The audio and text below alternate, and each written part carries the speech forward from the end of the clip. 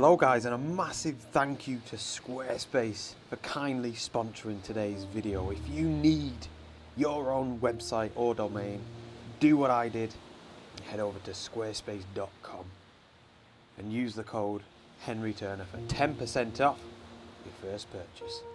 Let's crack on.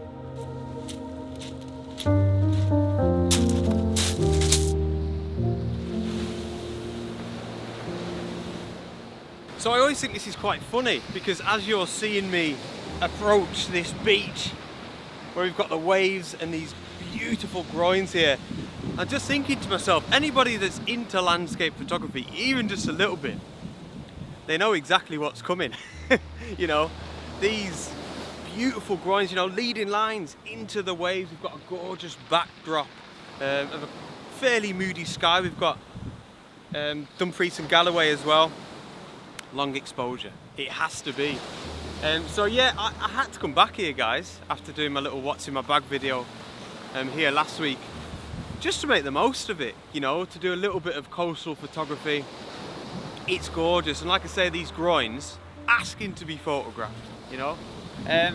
So this is probably the best that I've seen it at this location, even after coming and doing my scout.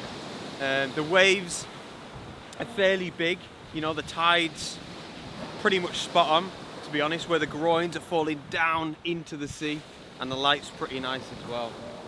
So I'd like to maybe try and get 2 or 3 different types of photograph, but for the most part I really want to enjoy playing around with my ND filters and stuff, because up on the fells, of course, it's not really something I do that often, if ever at all, to be honest, and I miss it. I love this type of photography on the coast where you're playing around with shutter speeds. It's a little bit more technical in that regard, so we'll see what we can make of it.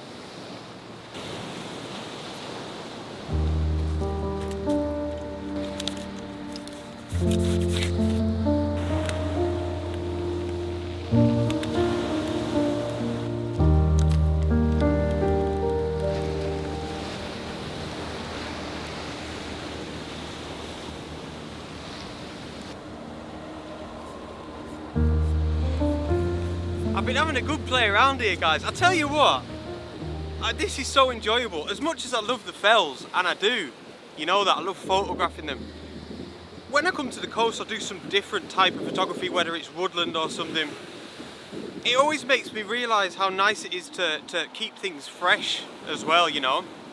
I'm not saying I'm getting bored of the fells, but I always like to have a cycle between woodland, coastal, and sort of, you know, hiking or fell photography. Definitely, and I think I've had such a big long stint of mountain photography now that this is lovely. Ooh, I'll grab a shot here whilst the waves are looking nice. So a lot of playing around, a lot of trial and error, which is what I always do. Got the remote shutter on the coast, waiting for the right wave, and as you can see here, I've actually at the minute I've got my Nissi 6-stop neutral density filter with the polarizer on the front as well, which is getting me around about somewhere between 2 to 4 seconds for my shutter speed. I've tried a few with the 10-stop as well at about 40 seconds. To be honest, I'm just really not sure which one I prefer. That's nice now. I think I'm going to shoot this in black and white. Let's have a look at that. Oh, that's nice. Yeah, because we're getting some really nice light from here, from this side. But because it's about 10 o'clock in the morning, it's quite high contrast. So in black and white, it looks really cool because we're getting these lines, these perfectly straight lines, you know, from the shadows that the sun is giving us. But it's just fabulous. And I love this, waiting for the right wave with the remote shutter and then boosh. I'm finding actually, I just looked at that one then, somewhere between 2 to 4 seconds is nice because the way the waves are hitting the groin here in this particular shot, you get some nice splashes. Shooting at 40 seconds, they just completely disappear, so I think I'm going to prefer these ones. But this is the exact shot that I had in my mind, so I like to do that, get this one out of the way almost. I might take some more like this, I'm not sure. But yeah, get this one out of the way, and then I can start thinking outside the box a little bit, you know. I was just thinking about this. There's a feature of mirrorless cameras, I suppose, not just the Nikon Z7, that I haven't really got to use yet, and it's something that I was always really excited about. And that's the fact that even with a a 10-stop filter on the front, neutral density filter, and the polarizer, you can still see, you know, either through the electronic viewfinder or the live view. And you can still focus, you can still frame up. Whereas I remember with my DSLR, it was a right faff, to be honest, because you had to make sure your composition, your frame, your focus, everything was set up before you put the filters on. And I remember always trying to be really careful screwing it onto the lens at the front as not to upset the focus, but this is ace. Stick the filter on and the camera just lightens everything up, so it's as if there's no filter on at all. So yeah, that's really cool. First time I've got to use it really. But this is going to be one of them. I've taken probably like 10 to 15 shots. I'll pick my favourite one when I get home.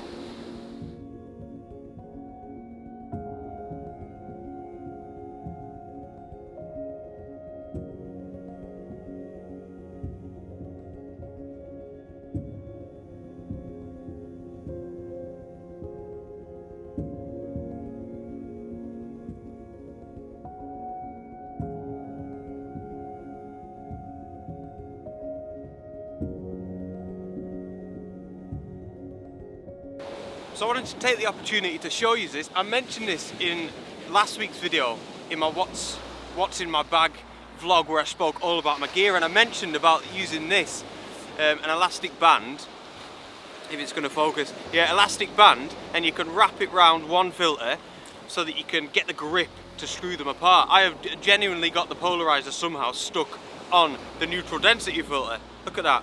So I've just tried to wrap it around the polarizer.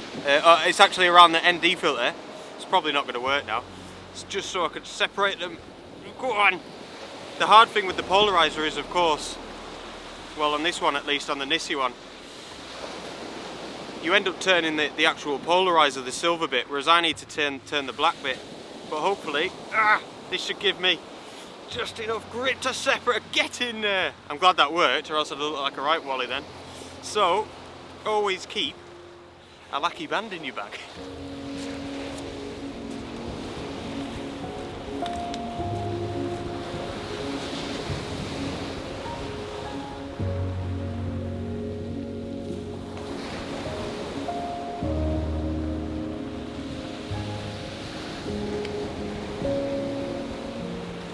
So I've got another idea for a shot, something a little bit different, and I want to try and incorporate some of the mountains looking back over to Dumfries and Galloway, but I want to talk about that in a second.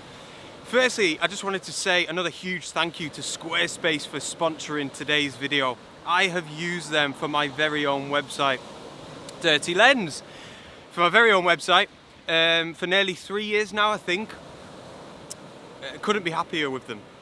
Really, like, a fantastic product. And it's an absolute honour. Honestly, it really is a privilege that they, you know, got in touch with me. Henry, we'd like to sponsor your videos, we love your content. For me, it's a complete win-win. They offer a fantastic service, the customer service is fantastic.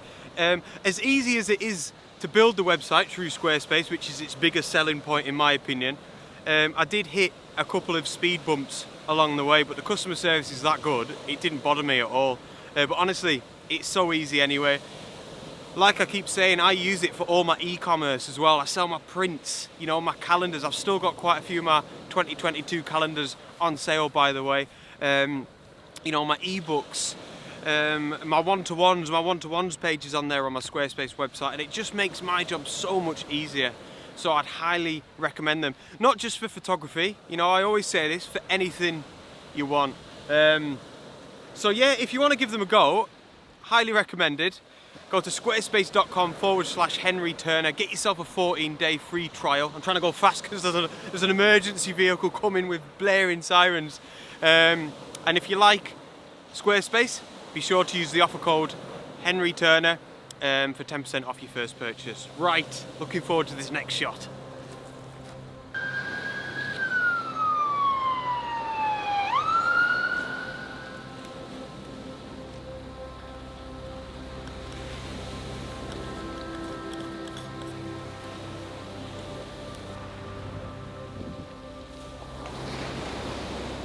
You know what, I always find this mad because this is my second photograph now and I've already got my idea for my third one.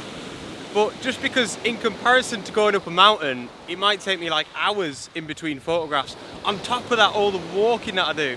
So it's almost, I feel like I'm cheating when I'm on the coast like this and I've literally on it, the car's only up there.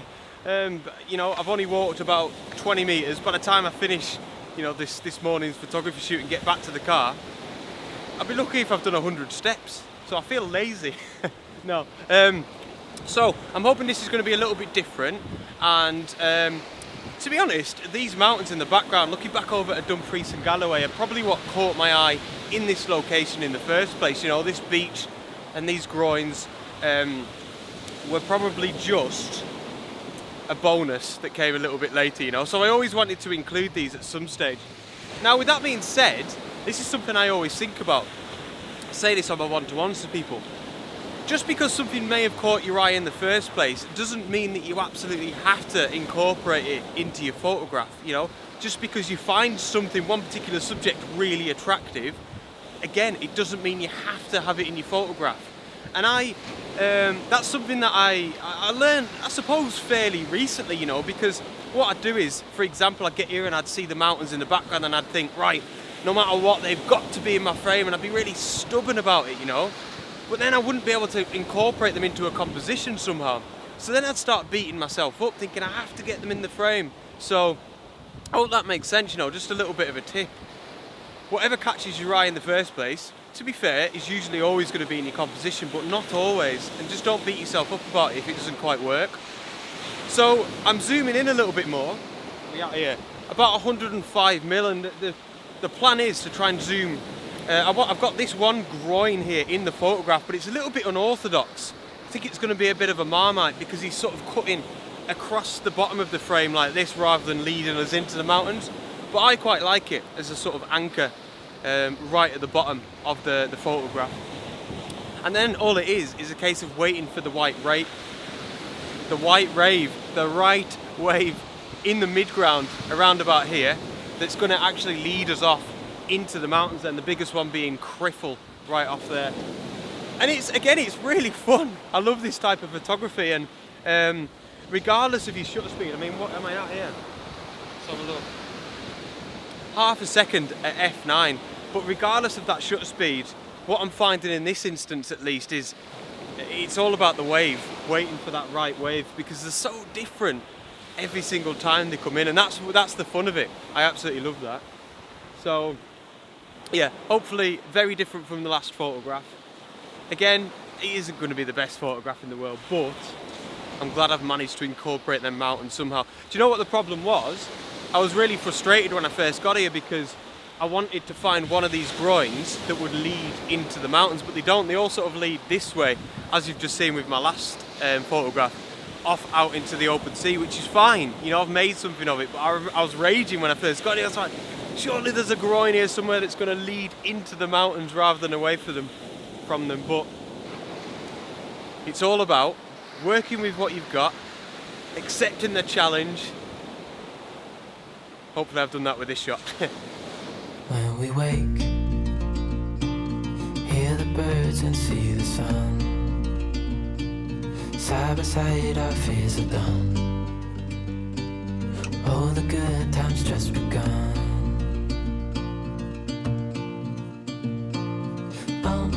We know what we have, let's hold on tight. Found what we're looking for in life. Call us crazy, but things are finally right. With you and I, the future is bright.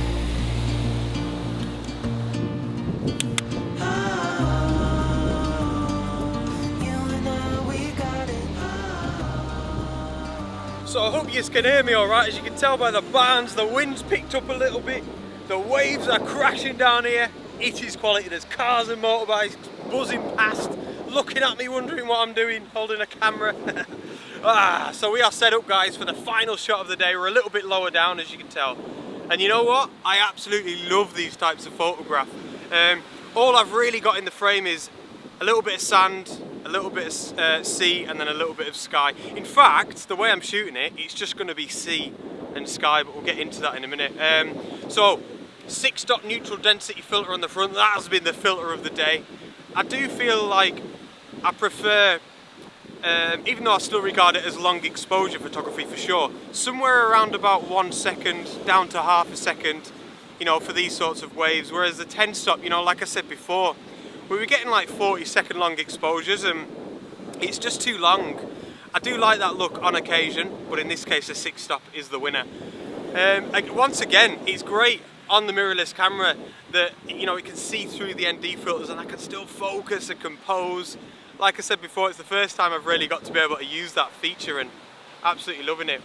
So I'm at 24mm, f11, ISO 64, and my preferred shutter speed here is about 1/16 of a second. Now what I'm trying to do is wait for a wave to come here and literally, you know, fall underneath the tripod, and then as it starts falling backwards back towards the sea, like this one's doing here now, I'll grab one.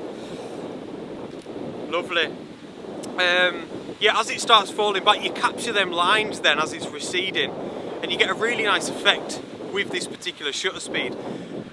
Another reason why I'm doing it and waiting for that rogue wave to come right close to the camera is because then it's just sea and sky, because the beach is lovely, look, but it's really pebbly and messy, and I just don't really think it adds anything to the photograph, you know. So that's that is it. This is going to be the last shot of the day. I really hope you like it. It's probably going to be the most simple one of the day, but I love this type of photography, and you know, I'd really recommend it to beginners. I remember doing it in New Zealand, so it's quite nostalgic for me, but you really get to play around with shutter speeds. You get to understand the small differences between you know, when you're changing your shutter speeds and stuff, and the differences that it makes to your final image. But that's that. I hope you like this last photograph.